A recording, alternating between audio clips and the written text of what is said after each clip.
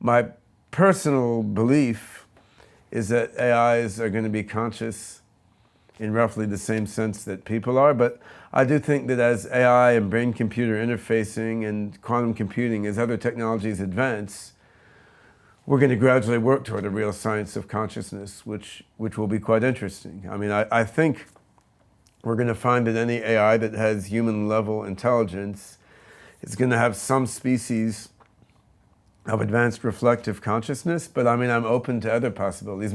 Maybe we'll discover only quantum computers can be conscious, right? And digital computers can't. I doubt it, but if that's where future science leads us, then so be it. Do you foresee like the machines, I'm talking like a Terminator movie, the computers having like an evolution maybe like humans did, where they have like the Dark Ages and the Renaissance and the cultural revolutions as they go through their own evolutions of consciousness? I think human evolution and human cultural evolution have had many very different characteristics, and you'll see with AIs, because humans are distinct individuals with our brains trapped in our heads and communication only by language, which is very low bandwidth, whereas AIs can swap brain matter whenever they want to.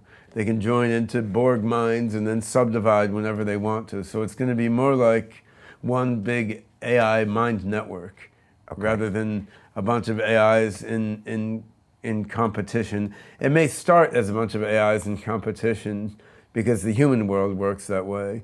But as the AIs get more and more power, I'm suspecting they're going to sort of grow beyond... Just bypass us. They're going to bypass that way of doing things, because in the end you can have more intelligence and more understanding, and you can create more stuff by joining minds together than by being opposed. And humans feel that way too, is the thing. Like right now, what's the main thing we use computer technology for is to be constantly SMSing each other and video chatting back and forth and live blogging every time we fart, right? I mean, so once you have a brain implant that lets you thought SMS other people, like every 12-year-old school child will be thought SMSing each other all day while they sit in school. Like human beings also take every opportunity to join together with other humans into a sort of greater group intelligence. We just can't do it as efficiently as AIs will be able to. Okay. So that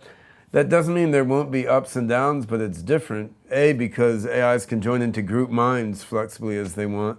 B, the AI can save its state of mind and reboot, right? Like if human culture actually has lost information. They've burned libraries, right?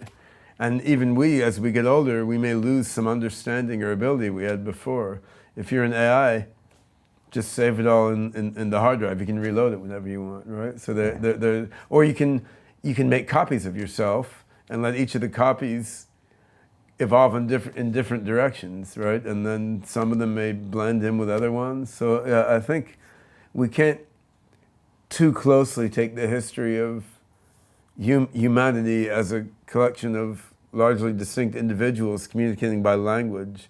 We don't want to take that as the model for how AIs are going to grow. I mean, in a very broad sense, the principles of evolution hold, but when you don't have individuals that are separate and then get old and die and can't back up, I mean, you're going to have a very interestingly different kind of situation. You know, it's going to seem insane to us 30, 40 years from now that we lived all this time without the ability to make backup copies. Right.